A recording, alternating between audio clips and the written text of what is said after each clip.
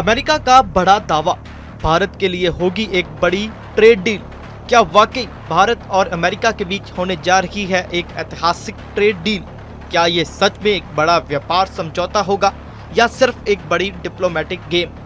अमेरिकी राष्ट्रपति Donald Trump का हालिया बयान दुनिया भर में चर्चा का विषय बन गया है। चीन के साथ एक बड़ी ट्रेड डील पर साइन करने के कुछ ही दिन बाद ट्रंप ने अब भारत के साथ एक बड़ी ट्रेड डील को लेकर अंतर्राष्ट्रीय सर्कल्स में जबरदस्त हलचल मचा दी है। ट्रंप ने कहा है कि अमेरिका और भारत के बीच बातचीत बहुत अच्छी चल रही है और एक मजबूत समझौता जल्द हो सकता है।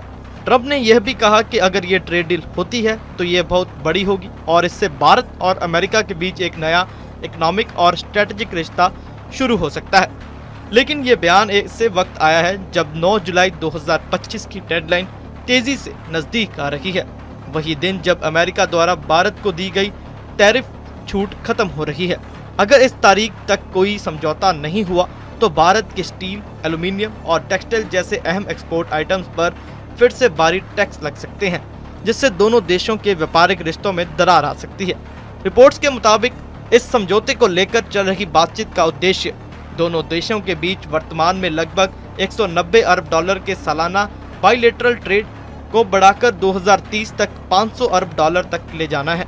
यह आंकड़ा दिखाता है कि यह डील सिर्फ एक कूटनीतिक कदम नहीं बल्कि एक मेगा इकोनॉमिक मूव साबित हो सकती है।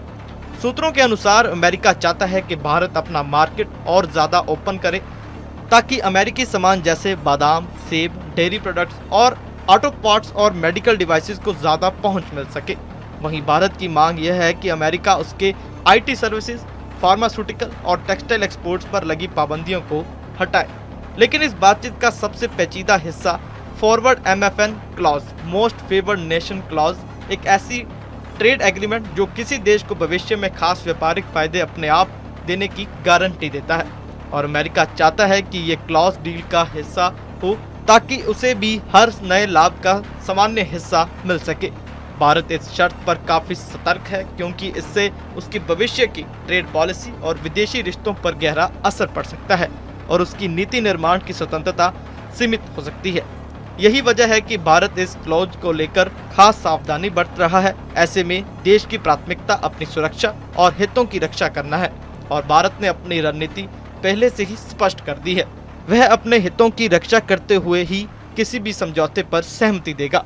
आने वाला वक्त ही दिखाएगा ये डील सच में भरोसे और तरक्की की मिसाल बनेगी या सिर्फ एक राजनीतिक कहानी बनकर रह जाएगी।